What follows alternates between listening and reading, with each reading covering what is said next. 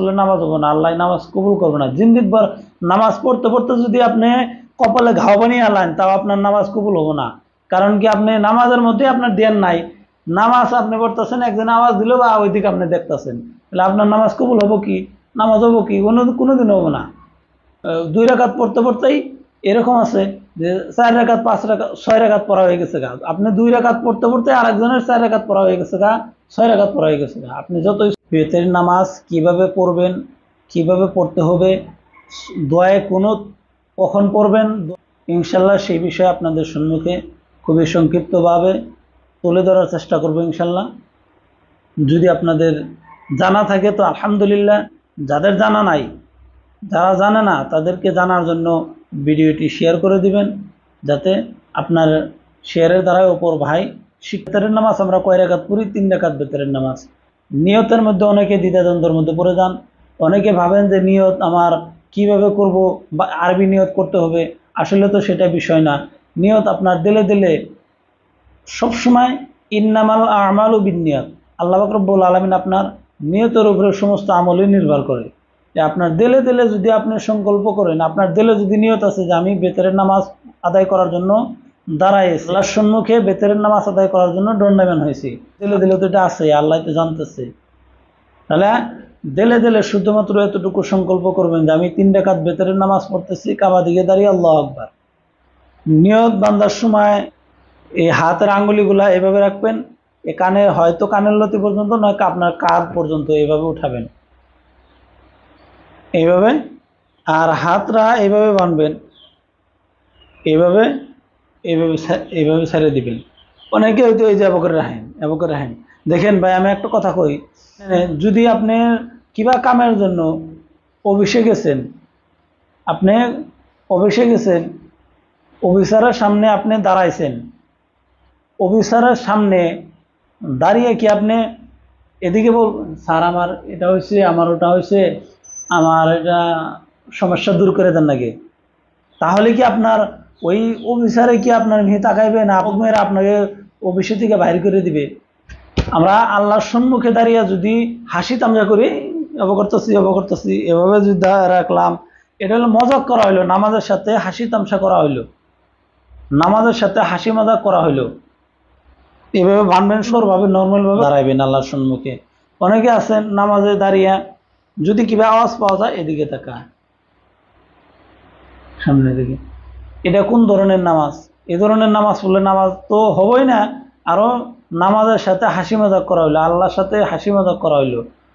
এই ধরনের কাজ কোনোদিনও করবেন না। অনেক জায়গায় দেখা যায় আপনার শুরুতে বসে ফট করে একজন আওয়াজ দিল, এবার তাকা, এবার দেখে নামাজে খারাপ একটা শব্দ হইলো, দেখলো, একজনে একটা শব্দ হইলো দেখলো, বা ইয়াবা ধরনের নামাজ পড়লে নামাজ হবে না, আল্লাহ নামাজ কবুল করবে না। জিন্দিকবার নামাজ পড়তে পড়তে যদি আপনি কপালে ঘাও বানিয়ে আলেন, তাও আপনার নামাজ কবুল হবে না। কারণ কি, আপনি নামাজের মধ্যে আপনার ধ্যান নাই।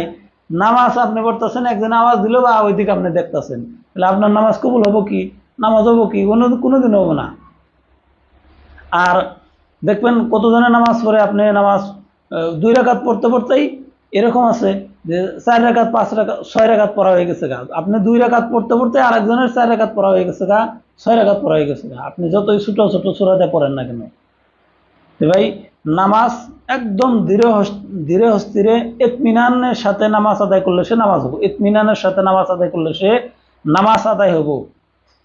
আশা করি ইনশাল্লাহ বুঝতে পারছেন। তাহলে বেতেরের নামাজের জন্য নিয়তটা এইভাবে করবেন যে আমি 3 রাকাত বেতেরের ওয়াজিব নামাজ আদায় করতেছি, কাবা দিকে দাঁড়িয়ে আল্লাহু আকবার। দিলে দিলে এতটুকু সংকল্প করবেন, আপনার নিয়ত হয়ে যাবে।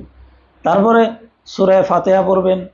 সূরা ফাতিহা পড়ার পরে অন্য আরেকটা সূরা ফাতিহার সাথে অন্য আরেকটা সূরা মিলাইবেন, যে সূরাটা আপনার জানা আছে সূরা মিলাইবেন। মিলানোর পরে রুকু সিজদা কইরা আবার দাঁড়িয়ে যাবেন দ্বিতীয় রাকাতের জন্য। দ্বিতীয় রাকাতের জন্য দাঁড়িয়ে আবার সেম প্রথম রাকাতের নাগাল সূরা ফাতিহা পড়বেন। সূরা ফাতিহা পড়ার পরে অন্য আরেকটা সূরা মিলাইবেন, মিলিয়ে রুকু করবেন। রুকু সিজদা করার পরে আত্তাহিয়াতুর শুরুতে বসবেন, আত্তাহিয়াতু পড়বেন, তাশাহুদ যেটা আত্তাহিয়াতু পড়বেন। পড়ার পরে দাঁড়িয়ে যাবেন, দাঁড়িয়ে সূরা ফাতিহা পড়বেন। সূরা ফাতিহা পড়ার পর অন্য আরেকটা সূরা মিলাইবেন। অন্য যে সূরাগুলো আপনার শুদ্ধভাবে জানা আছে, বা আপনি কোনো সূরায় জানেন না, একটা সূরায় জানেন, ওই এক সূরা দিয়ে পড়েন। সূরা ফাতিহা পড়ার পরে অন্য আরেকটা সূরা মিলাইলেন, মিলিয়ে তাকবীর দিন, আল্লাহু আকবার করে হাত বাঁধবেন। এখানে হাত বাঁধা দোয়ায় কুনুত পড়তে হবে। অনেকে আছেন দোয়ায় কুনুত জানেন না, ইনশাআল্লাহ দোয়ায় কুনুতের ভিডিও ছাড়া আছে, ওখান থেকে আপনারা খুব সহজে শিখে নিতে পারবেন ইনশাআল্লাহ। দোয়ায় কুনুত পড়ার পরে রুকুতে চলে যাবেন। রুকু করে রুকু থেকে দাঁড়িয়ে সেজদায় যাবেন। সেজদা কইরা 2 সিজদা করলেন, 2 সিজদা করে আত্তাহিয়াতুর শুরুতে বসবেন।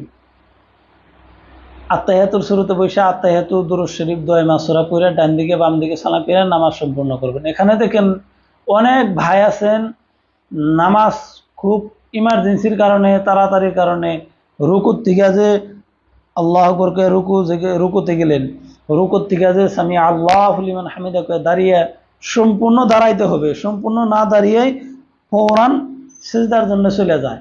বা অনেকে আছে সিজদার থেকে প্রথম সিজদার থেকে দ্বিতীয় সিজদার জন্য যে সম্পূর্ণ বসতে হবে, না বৈশাই ফৌরান আবার দ্বিতীয় সিজদার জন্য চলে যায়। এরকম কাজ করা যাবে না। প্রথম সিজদা করে নেই, দ্বিতীয় সিজদার জন্য সুন্দরভাবে বসতে হবে। বৈশা পারলে এখানে দোয়া আছে, দোয়াটি পড়বেন, দোয়া না পড়লে সুন্দরভাবে বৈশা তারপরে দ্বিতীয় সিজদার জন্য চলে যাবেন। এইভাবে নামাজ আদায় করতে হবে। আশা করি ইনশাআল্লাহ বুঝতে পারছেন। সবাই ভালো থাকেন, সুস্থ থাকেন, সবার জন্য দোয়া করি। আমার জন্য সবাই দোয়া করবেন। আসসালামু আলাইকুম ওয়া রাহমাতুল্লাহি ওয়া বারাকাতুহু।